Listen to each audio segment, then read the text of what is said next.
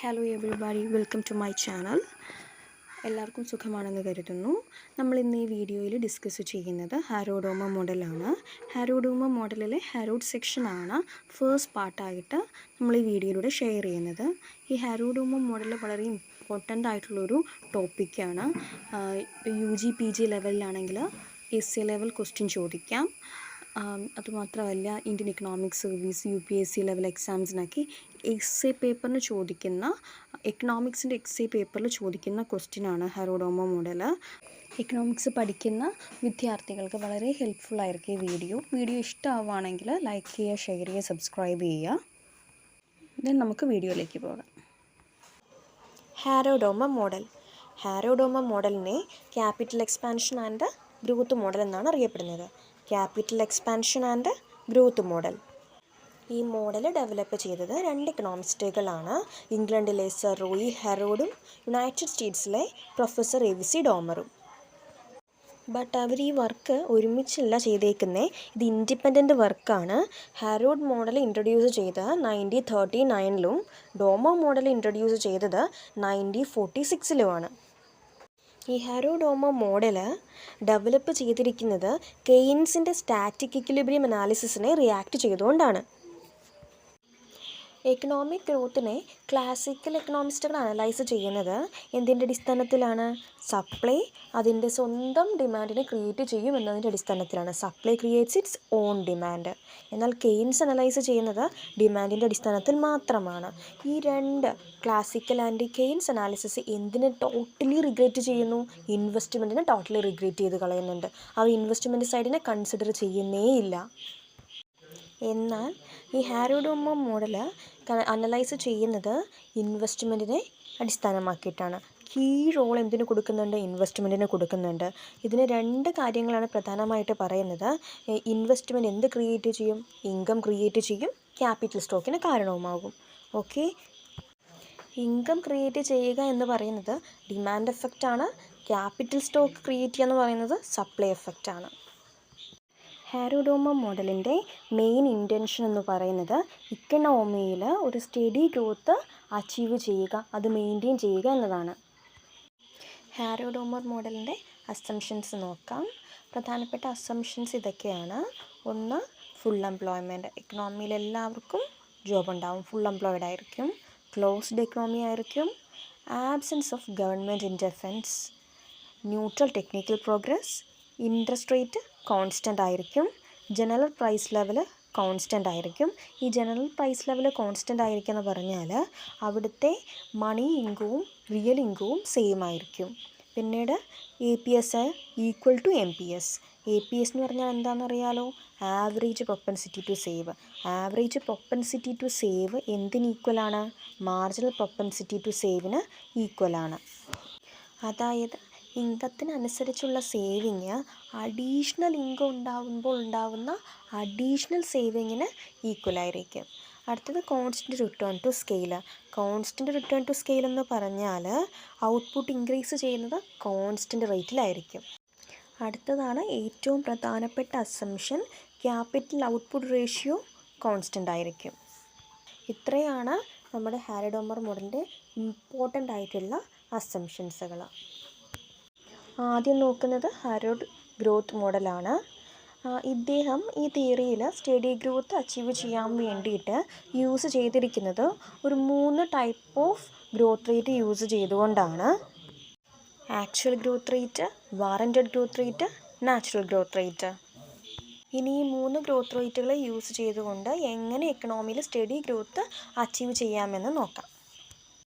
Actual growth rate denote ചെയ്യുന്നത് G എന്നാണ്. G define ചെയ്യുന്നത് ഇൻകം റേഷ്യോയെയാണ്. അതായത് it is defined ratio of change in income to the total income in a given period. അതായത് ഒരു given പീരിയഡിൽ മൊത്തത്തിലുള്ള ഇൻകത്തിൽ നിന്ന് ചേഞ്ചസ് ഉണ്ടാവുന്ന ഇൻകത്തിൻ്റെ റേഷ്യോയിനെയാണ് ഇത് ഡിഫൈൻ ചെയ്യുന്നത്. G is equal to delta Y/Y. Delta Y എന്ന് പറഞ്ഞാൽ ചേഞ്ച് ഇൻ ഇൻകമാണ്, Y എന്ന് പറഞ്ഞാൽ ഇൻകം. അപ്പോൾ G is equal to delta Y/Y. Actual growth റേറ്റിനെ ഡിറ്റർമൈൻ ചെയ്യുന്നത് നമ്മൾ 2 ഫാക്ടേഴ്സ് യൂസ് ചെയ്തിട്ടാണ്. S and C. എസ് എന്ന് പറഞ്ഞാൽ സേവിങ് ഇൻകം റേഷ്യോയാണ്. സി എന്ന് പറഞ്ഞാൽ ക്യാപിറ്റൽ ഔട്ട്പുട്ട് റേഷ്യോയാണ്. ജിയും സിയും എസ്സും തമ്മിലുള്ള റിലേഷൻഷിപ്പ് നോക്കുവാണെങ്കിൽ ഇതെല്ലാം ഈക്വൽ ആയിരിക്കും. അതായത് G is equal to G C is equal to S ആണ്. ജി സി എന്ന് പറഞ്ഞാൽ നമ്മുടെ actual growth rate into C എന്താണ് ക്യാപിറ്റൽ ഔട്ട്പുട്ട് റേഷ്യോ. ഓക്കെ, അങ്ങനെയാണെങ്കിൽ നമ്മുടെ first equation G C is equal to S ആണ്. ഇനി നമുക്ക് ഈ ഇക്വേഷനിൽ പറഞ്ഞിരിക്കുന്ന ഓരോ ഫാക്ടേഴ്സിൻ്റെയും വാല്യൂസ് നോക്കാം. ജി എന്ന് പറഞ്ഞാൽ നമ്മൾ നേരത്തെ മെൻഷൻ ചെയ്തിട്ടുണ്ടായിരുന്നു ഡെൽറ്റ വൈ ബൈ വൈ ആണ്. സി എന്ന് പറഞ്ഞാൽ delta K by delta Y ആണ്. അതായത് ക്യാപിറ്റൽ ഔട്ട്പുട്ട് റേഷ്യോ ആണ്. കെ എന്ന് പറഞ്ഞാൽ ക്യാപിറ്റലും വൈ എന്ന് പറഞ്ഞാൽ ഔട്ട്പുട്ടുമാണ്. ഈ ഡെൽറ്റ കെയിനെ നമുക്ക് ഐ എന്നും ഡിനോട്ട് ചെയ്യാം കേട്ടോ. Delta K is equal to I ആണ്. അപ്പോൾ നമ്മുടെ ഇക്വേഷൻ മനസ്സിലായല്ലോ. C is equal to delta K by delta Y. അതെന്തിന് ഈക്വൽ ആയിരിക്കും? അപ്പോൾ ഐ ബൈ ഡെൽറ്റ വൈക്ക് ഈക്വൽ ആയിരിക്കും. ഇനി എസ് എന്ന് പറയുന്നത് S is equal to S by Y ആണ്. സേവിങ് ഇൻകം റേഷ്യോയാണ് എസ്. എസ് സേവിങ്ങും വൈ ഇൻകവും. അപ്പോൾ നമുക്ക് ഓരോ വാല്യൂയും കിട്ടിയില്ലേ? ജിയുടെ വാല്യൂ കിട്ടി, സിയുടെ വാല്യൂ കിട്ടി, എസിൻ്റെ വാല്യൂ കിട്ടി. ഈ 3 വാല്യൂസും നമ്മുടെ ഫസ്റ്റ് ഇക്വേഷനിലേക്ക്, ഏതായിരുന്നു first equation? G C is equal to S എന്ന് പറയുന്ന ആ ഫസ്റ്റ് ഇക്വേഷനിലേക്ക് നമുക്ക് സബ്സ്റ്റിറ്റ്യൂട്ട് ചെയ്ത് കൊടുക്കാം ഓരോ വാല്യൂസും. അപ്പോൾ വാല്യൂസ് സബ്സ്റ്റിറ്റ്യൂട്ട് ചെയ്ത് കൊടുക്കുമ്പോൾ എങ്ങനെ വരും? ജി എന്തായിരുന്നു? Delta Y by Y. C എന്തായിരുന്നു? I by delta Y is equal to S ആണ്. എസ് എന്താണ്? S by Y. നമ്മൾ വാല്യൂസ് സബ്സ്റ്റിറ്റ്യൂട്ട് ചെയ്ത് കൊടുത്തു. അപ്പോൾ ഡെൽറ്റ വൈയും നമുക്ക് കട്ട് ചെയ്ത് കളയാം. അപ്പോൾ ഐ ബൈ വൈ എന്ന് പറയും. ഐ ബൈ വൈ എന്ന് പറയുന്നത് എന്തിന് ഈക്വലാണ്? എസ് ബൈ വൈക്ക് ഈക്വലാണ്. അപ്പോൾ is equal to I is equal to S. ഈ I is equal to S എന്ന് പറയുന്നത് സ്റ്റഡി ഗ്രോത്ത് അച്ചീവ് ചെയ്യാനുള്ള ഒരു നെസസറി കണ്ടീഷനാണ് കേട്ടോ. അപ്പോൾ ഇതിൻ്റെ കൺക്ലൂഷൻ എന്താണ്? ഒരു എക്കണോമിയിൽ ജി യൂസ് ചെയ്തുകൊണ്ട്, അതായത് നമ്മുടെ ആക്ച്വൽ ഗ്രോത്ത് റേറ്റ് വെച്ചുകൊണ്ട് സ്റ്റഡി ഗ്രോത്ത് അച്ചീവ് ചെയ്യാനുള്ള ഈ condition I is equal to S ആണ്. ഇതിനെ എന്തെന്ന് വിളിക്കാം? ഡൈനാമിക് ഇക്വിലിബ്രിയം എന്നും വിളിക്കാം. എന്തെന്ന് വിളിക്കാം? Dynamic equilibrium. Warranted growth rate denote ചെയ്യുന്നത് ജി ഡബ്ല്യു എന്നാണ്.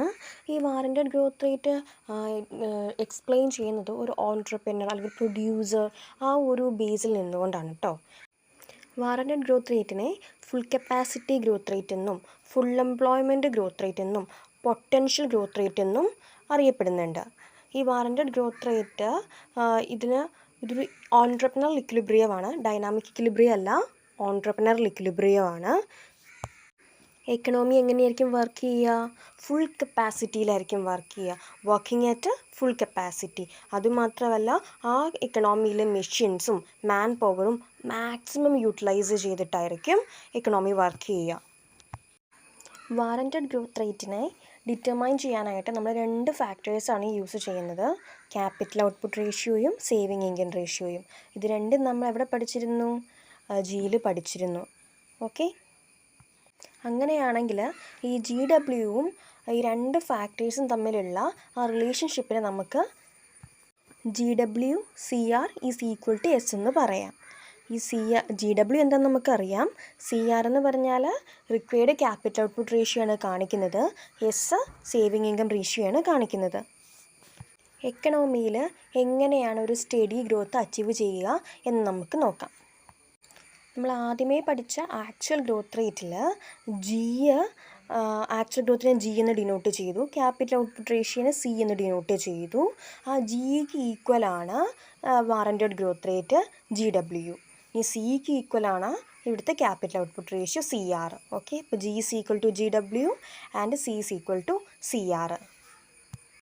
അപ്പോൾ നമ്മൾ പറഞ്ഞിരുന്നു G is equal to C ഡബ്ല്യുവും C is equal to C ആറും ആണ്. നമ്മളപ്പോൾ ആദ്യമേ ഫസ്റ്റ് ജിയിൽ പഠിച്ച, അതായത് ആക്ച്വൽ ഗ്രോത്ത് റേറ്റിൽ പഠിച്ചിട്ടുള്ള ഇക്വേഷൻസിനെ നമ്മൾ ഈ ഒരു ഫോമിലേക്ക് G W C R is equal to എസിലേക്ക് നമ്മൾ സബ്സ്റ്റിറ്റ്യൂട്ട് ചെയ്ത് കൊടുക്കണം. അപ്പോൾ ജിയുടെ ഇക്വേഷൻ എന്തായിരുന്നു? Delta Y by Y. അത് നമ്മൾ ജി ഡബ്ല്യുലേക്ക് സബ്സ്റ്റിറ്റ്യൂട്ട് ചെയ്ത് കൊടുത്തു. ഇനി ആ ഡോട്ട് രേഖപ്പെടുത്തിയിരിക്കുന്നത് ഇൻറ്റു എന്നാണ് കേട്ടോ. ഇനി C equal to C R എന്നാണല്ലോ. സി എന്താണ്? ഐ ബൈ ഡെൽറ്റ വൈ എന്നായിരുന്നു. ഓക്കെ, അപ്പോൾ നമ്മൾ സി ആറിലേക്ക് സബ്സ്റ്റിറ്റ്യൂട്ട് ചെയ്ത് കൊടുത്തു. ഈസ് ഈക്വൽ ടു എസ് എന്തായിരുന്നു? S by Y. അത് നമ്മൾ സബ്സ്റ്റിറ്റ്യൂട്ട് ചെയ്ത് കൊടുത്തു. അങ്ങനെ വരുമ്പോൾ delta Y by Y into I by delta Y is equal to S by Y. Okay, അങ്ങനെയാണെങ്കിൽ ആ രണ്ട് ഡെൽറ്റ വൈ നമുക്ക് ക്യാൻസൽ ചെയ്ത് കളയാലോ. അപ്പോൾ I is equal to Y വരും, is equal to S by Y വരും. ഓക്കെ, അപ്പോൾ I is equal to S. അങ്ങനെ എക്കണോമിയിൽ എന്ത് അച്ചീവ് ചെയ്യാൻ പറ്റും? ഒരു സ്റ്റഡി ഗ്രോത്ത് അച്ചീവ് ചെയ്യാൻ പറ്റും. ഇത്രയും നേരം നമ്മൾ ഡിസ്കസ് ചെയ്തുകൊണ്ടിരുന്നത് ഒരു സ്റ്റഡി ഗ്രോത്ത് എങ്ങനെ അച്ചീവ് ചെയ്യാമെന്നുള്ളതാണ്. ഇനി ആ ഗ്രോത്തിൽ ഇൻസ്റ്റബിലിറ്റി ഉണ്ടാവുന്ന ചില കണ്ടീഷൻസുകൾ പറയാം. ഒന്നാമത്തേതാണ് G greater than G W, C less than C R. Okay, G greater than G W and C less than C R. G greater than G W എന്ന് പറഞ്ഞാൽ growth rate of income greater than growth rate of ഔട്ട്പുട്ടാണ്. ഇതിനർത്ഥം എന്താ? എക്കണോമിയിൽ എല്ലാവരുടെ കയ്യിൽ income ഉണ്ട്. Income ഉണ്ടാകുമ്പോൾ എന്ത് ചെയ്യും? കൂടുതൽ പ്രൊഡക്റ്റ് ഡിമാൻഡ് ചെയ്യും. പക്ഷേ ഇതിൽ പറഞ്ഞിട്ടുണ്ട് ഔട്ട്പുട്ട് കുറവാണെന്ന്. ഔട്ട്പുട്ട് കുറവാണെന്ന് പറഞ്ഞാൽ എന്താ? ആ പ്രൊഡക്റ്റിൻ്റെ സപ്ലൈ കുറവാണ്. അപ്പോൾ എക്കണോമിയിൽ ഇൻകം ഉണ്ട്, കൂടുതൽ ഡിമാൻഡ് ചെയ്യുന്നു, പക്ഷേ സപ്ലൈ കുറവാണ്. അപ്പോൾ എന്തതിന് കാരണമാകും? ഇൻഫ്ലേഷന് കാരണമാകും. ഓക്കെ, അടുത്തത് എന്താണ്? C less than C R. അതായത് actual amount of capital is less than required amount of capital. അതായത് ആവശ്യമുള്ള ക്യാപിറ്റൽ എന്ന് പറയുന്നത്, അതായത് റിക്വയർഡ് എമൗണ്ട് ഓഫ് ക്യാപിറ്റൽ എന്ന് പറയുന്നത് 10 വിചാരിക്കുക. പക്ഷേ എൻ്റെ കയ്യിലുള്ള ക്യാപിറ്റൽ, ആക്ച്വൽ ആയിട്ടുള്ള എല്ലാ ക്യാപിറ്റൽ എന്ന് പറയുന്നത് 4 ഉള്ളൂ. അങ്ങനെ വരുമ്പോൾ എന്ത് ചെയ്യും? ഔട്ട്പുട്ട് പ്രൊഡ്യൂസ് ചെയ്യുന്നത് കുറയും. കാരണം ക്യാപിറ്റൽ കുറവല്ലേ, അതുകൊണ്ട് പ്രൊഡ്യൂസ് ചെയ്യുന്നത് കുറയും. അവിടെ ക്യാപിറ്റൽ ഡെഫിഷ്യൻസി ഉണ്ടാവും.